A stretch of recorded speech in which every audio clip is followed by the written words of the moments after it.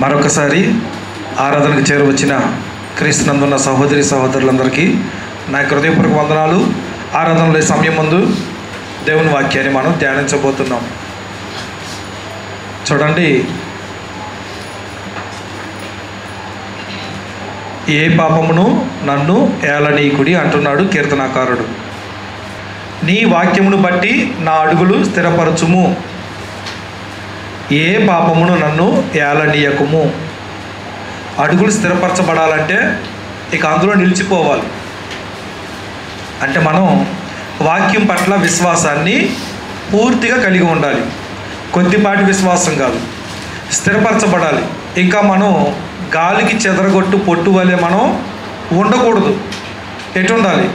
ఉంటే వెచ్చగానే నుండు, చల్లగానే నుండు, నులివెచ్చగా ఉండొద్దు. నులివెచ్చగా ఉండటం మనకి మంచిది కాదు. దేవుని యొక్క ఉద్దేశం అది కాదు. కాబట్టి ఎలా ఉండాలి? అడుగులు స్థిరపరచబడినట్లు వాక్యం పట్ల పూర్తి విశ్వాసాన్ని కలిగి ఉండాలి. ఇంకా మనకు మేలు అంటూ ఏదన్నా ఉందంటే వాక్యానికి లోబడటం, ఇంకా వేరే ఏ మేలు అనేది లేదని డిసైడ్ అయిపోవాలి.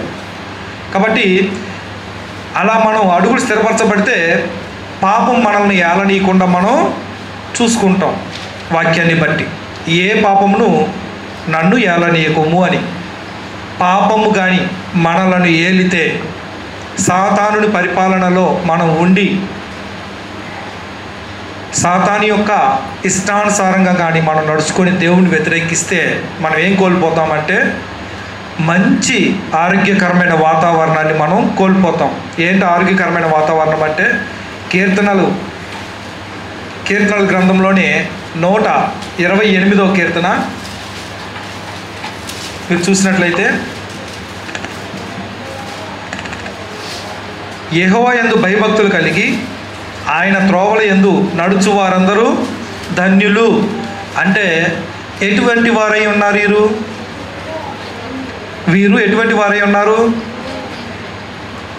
సురక్షితమైన ప్రదేశంలో ఉన్నారు. మరి సురక్షితంగా ఉన్నారంటే వారు ధన్యులే కదా, సంతోషంగా ఉంటారు. నిశ్చయంగా నీవు నీ చేతుల కష్టార్జితము ననుభవించదవు. నీ కష్టార్జితము వేరొకరు తినరు. నువ్వు పడ్డ కష్టము వేరొకరు అనుభవించరు. ఎప్పుడు?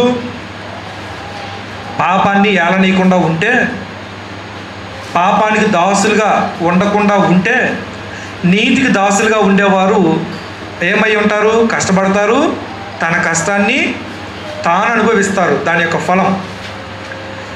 నీవు ధన్యుడవు, నీకు మేలు కలుగును. మేలు వద్దని ఎవరన్నా అనుకుంటారా? అనుకోరు. మేలులు జరిగేది ఎవరికి? వాక్యములు విని హృదయంలో భద్రపరుచుకొని స్థిర మనసుతో జీవించేవారు. గాలి కొట్టుకుపోవు పొట్టులాగా కాదు. కొంతమందిని ఏదైనా పని మీద పంపించారనుకోండి, వెళ్ళి ఆ పని చూసుకొని రారు, మధ్యలో ఎన్నో పనులు చేసుకొని వస్తారు. స్థిరంగా ఉందా మనసు? ఏది లేనే లేదు. చిన్నప్పుడు నా ఫ్రెండ్ ఒక అతను ఉండేవాడు. పచారీ షాపు పంపించి వాళ్ళ నాన్న ఆ పలానా తీసుకురా అని చెబితే బయలుదేరేవాడు. ఇంటికి వెళ్ళేసరికి మధ్యాహ్నం అయ్యేది. ఎందుకని?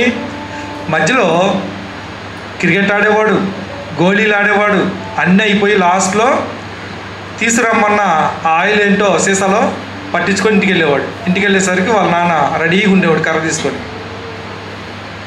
కొంతమంది ఎక్కడికి వెళ్తే అక్కడ మౌల్డ్ అయిపోతారు. ఎక్కడికి వెళ్తే అక్కడ వాతావరణానికి అలవాటు పడిపోతారు, స్థిరంగా ఉండరు. కొంతమంది దేవునిలో మన అడుగులు స్థిరంగా ఉండాలి. వాక్యం పట్ల పూర్తి విశ్వాసం ఉండాలి. లోకుల దగ్గర కూర్చున్నప్పుడు లోకుల మనసును మనం అవపాసనం పట్టకూడదు, అభ్యాసం చేయకూడదు. అవిశ్వాసుల దగ్గర అవిశ్వాసుల మాటలు వింటూ కూర్చోకూడదు. మన యొక్క టార్గెట్, మన యొక్క గురి ఎప్పుడు మర్చిపోకూడదు. దావీదు మాట్లాడుతున్నాడు, నా అడుగులు స్థిరపరచుము, నీ వాక్యాన్ని బట్టి స్థిరపరచుము. నేను స్థిరంగా ఉండాలి, గాలి కొట్టుపోవు పొట్టులాగా నేను ఉండకూడదు. అలాగాని ఉంటే ఈ ఆశీర్వాదాలు ఉండవు వాళ్ళకి. వారి కష్టార్జితం వేరొకరు తింటారు. చూడండి, నీవు ధన్యుడువు, నీకు మేలు కలుగును, నీ లోకిట నీ భార్య ఫలించు ద్రాక్షవల్లి వలె ఉండును. భార్య ద్వారా పొందవలసినటువంటి అన్ని భౌతిక ఆశీర్వాదాలు దేవుడు ఇస్తాడు.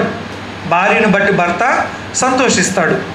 లేని ఎడల భార్య పట్ల భర్తకు సంతోషం ఉండదు, భర్త పట్ల భార్యకి సంతోషం ఉండదు. భార్య భర్తలు సంతోషంగా ఉంటున్నారంటే అదొక ఆశీర్వాదమా కాదా? ఆశీర్వాదమే. ఎప్పుడు? దేవుని ఎడల భయభక్తులు కలిగి ఉన్న వారు మాత్రమే భార్య భర్తలు ఒకరి ఎడల ఒకరు సంతోషంగా ఒకరి ధర్మం ఒకరు పాటిస్తూ ఉంటారు. చాలామంది రోజుల్లో చూసినట్లయితే పెళ్ళైన 2-3 నెలలకే కొట్లాట్లు గొడవలు అవుతున్నాయి వారి ఇరువురు మధ్య. అండర్స్టాండింగ్ లేదండి అంటున్నారు. లవ్ మ్యారేజ్ చేసుకున్న వాళ్ళు కూడా వారికి లవ్ అంటే తెలియదు కదా. లవ్ అనేది పవిత్రమైనది, ప్రేమ చాలా పవిత్రమైన పదము యవనస్తులు వాడుకొని పెళ్ళైన 6 నెలలకి ఏమవుతున్నారు? కొట్లాట్లు మనస్పర్ధలు వచ్చి విడిపోతున్నారు. ఏమైంది? భార్య భర్తల మధ్య సఖ్యత ఉందా? లేదు. ఎందుకని? దేవుని ఎడల భయభక్తులు ఉన్నటువంటి వారికి ఏముంటుంది? దేవుడు వారిద్దరి మధ్య శాంతిని నెమ్మదిని దయచేస్తాడు. వారి జ్ఞానంతో ఉంటారు. భార్య భర్తలు ఇతరులకు మాదిరిగా ఉంటారు. ఇది ఆశీర్వాదం. భార్య భర్తలు చాలా సంతోషంగా ఉంటారు భయభక్తులు కలిగి ఉంటే. దేవునికి ప్రథమ స్థానం ఇస్తే. నీ భోజనపు బల్ల చుట్టూ నీ పిల్లలు ఒలివ మొక్కల వలె నుందురు. పిల్లలకు ఏమీ అక్కర అనేది ఉండదు. భార్య భర్తలు సరిగ్గా ఉంటే పిల్లలు బయటికి వెళ్ళి అడుక్కొని తినాల్సిన అవసరం ఉంటుందా? లేదు. అవునా కదా? చూడండి, పక్షి పిల్లలు పక్షి ఉన్నంత వరకు సురక్షితంగా ఉంటాయి. పక్షి బయటికి వెళ్ళినప్పుడు ఆ యొక్క గూడు దగ్గరికి ఏమొస్తాయి? పాములు వస్తాయి తినడానికి. ఏ పక్షి ఉన్నప్పుడు రాలేదే, పక్షి పొడిచి పొడిచి చంపింది పాముని. అవునా కదా? అలాగే దేని పిల్లలైనా సరే వాటిని కన్నా ఆ యొక్క వాటికి సంబంధించినటువంటి తల్లి ఉన్నంత వరకు ఎవరు వాడి జోలికి రారు. తల్లి ఎప్పుడైతే పిల్లలను సరిగ్గా పోషించదో పిల్లలు ఏమవుతారు? తన పోషణ నిమిత్తం బయటికి వెళ్తాయి. అలా కాకుండా కదలనీయకుండా పిల్లల్ని ఆ గూట్లోనే పెట్టి ఆహారం తీసుకొస్తే సురక్షితంగా ఉంటాయి. కానీ వాటి తల్లి చేయాల్సిన పని చేయలేదనుకోండి, ఇవేం చేస్తాయి? సొంత నిర్ణయం తీసుకొని బయటికి వెళ్తాయి. బయటికి వెళ్ళినప్పుడు ఏమవుతాయి? పాములో గ్రద్దలో ఏం చేస్తాయి? వాటిని తీసుకెళ్ళిపోయి తినేస్తాయి. అవునా? కాబట్టి తల్లిదండ్రులు సఖ్యతగా సంతోషంగా నెమ్మదిగా ఆశీర్వాదంగా ఉంటే వారి పిల్లలు కూడా ఎలా ఉంటారు? సంతోషంగా ఉంటారు. తల్లిదండ్రులను చూసి ఎన్నో నేర్చుకుంటారు పిల్లలు. అందుకే పిల్లలు ఎలా ఉంటారంటే పిల్లలు ఒలివ మొక్కల వలె నుందురు. బల్ల చుట్టూ నీ పిల్లలు ఒలివ మొక్కల వలె నుందురు. ఇది ఎక్కడి నుంచి వచ్చింది? తల్లిదండ్రుల దగ్గర నుంచి వచ్చింది. తల్లిదండ్రులు భయభక్తులు కలిగి ఉంటే వారు సఖ్యతగా నెమ్మదిగా సంతోషంగా ఉంటారు. పిల్లలకు మాదిరిగా ఉంటారు. పిల్లలు ఎలా ఉంటారు? బల్ల చుట్టూ నీ పిల్లలు ఒలివ మొక్కల వలె నుందురు. పచ్చగా ఉంటారు, సంతోషంగా ఉంటారు. ఇన్ని జరగడానికి మూలం ఏంటి? స్టార్టింగ్ ఏమని మొదలుపెట్టాడు? యెహోవా యందు భయభక్తులు కలిగి అని మొదలుపెట్టాడు. ఇక్కడ కీర్తన గమనించండి. అప్పుడు ఇవన్నీ కూడా మనం పొందుకుంటాం. యెహోవా యందు భయభక్తులు గలవాడు ఇలాగూ ఆశీర్వదింపబడును. ఈ పైన చెప్పినవన్నీ ఆశీర్వాదాలు. కష్టార్జితాన్ని అనుభవిస్తారు. నీ కష్టార్జితాన్ని వేరొకరు తినరు. భార్య భర్తలు ఒకరి ఎడల ఒకరు సంతోషంగా ఉంటారు. ఈ యొక్క ధన్యత అర్థమైన వాళ్ళేమో దేవుడు ఎంత మంచి స్థితి ఇచ్చాడు ఆ భార్య భర్తలకి అంటారు. తోటి సహోదరులు అయితే, క్రీస్తునందున్న సహోదరులు అయితే, లోకులైతే ఏమంటారు? అబ్బో పెళ్ళయి 10 సంవత్సరాలు అవుతున్నా ఇంకా కొత్త పెళ్లి కూతురు పెళ్లి కొడుకు లాగా ఉన్నారే అంటారు. ఉండొద్దని చెప్తుందా బైబిల్? మొదట్లో ఉన్న ప్రేమ తర్వాత పోయిద్దా? కానీ బయట పోతుంది. మొదట్లో ఉన్న ప్రేమ తర్వాత ఉండకే చాలామంది డివోర్సులు తీసుకుంటున్నారు. కారణం ఏంటి? మొదట్లో ఉన్నది అసలు అది ప్రేమే కాదు కాబట్టి, అట్రాక్షన్. యవనస్తులుగా ఉన్నప్పుడు వారికి కలిగేటువంటి మార్పులు చేర్పులను వారు ఏమనుకున్నారు? ప్రేమ అనుకున్నారు. కానీ క్రీస్తునందున్న తల్లిదండ్రులు ఎలా ఉండాలి? ఫస్ట్లో ఎలా ఉన్నారో చనిపోయేంత వరకు కూడా అదే ప్రేమానురాగాలతో ఉండాలి. ఇదంతా దేనివల్ల సాధ్యం అంటున్నాడు? దేవుని ఎడల భయభక్తులు కలిగి ఉన్నవారు మరి దేవుని ఎడల భయభక్తులు ఎలా వస్తాయి? రావాలి అంటే వస్తాయా? దేవుని ఎడల భయభక్తులు నాకు రావాలి రావాలి రావాలని తపస్సు చేస్తే వస్తాయా? క్లాసులు వింటే వస్తాయా?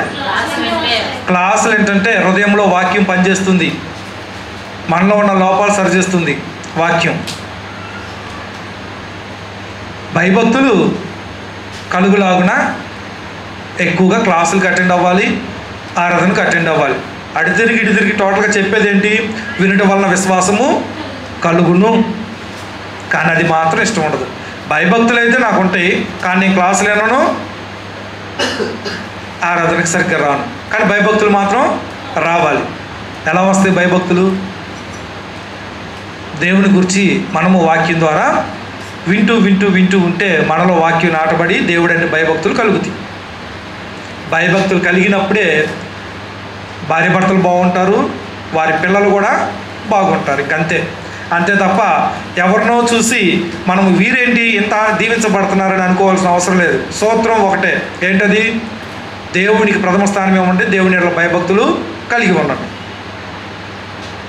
కలిగి ఉంటే ఒకదాని తర్వాత ఒకటి ఆశీర్వాదాలు చూడండి ఎలా ఉన్నాయో. దేవుడు అలా దీవిస్తాడు వారిని. మనం మన పిల్లలు బాగుండాలని ఎంత ఆలోచన చేస్తాం, మరి దేవుడు తన పిల్లలు బాగుండాలని ఆలోచన చేయడా? చేస్తాడు కదా. అది కాబట్టి భయభక్తులు కలిగి ఉందాము, ఈ ఆశీర్వాదాలతో సంతోషంగా సురక్షితంగా ఉందాం.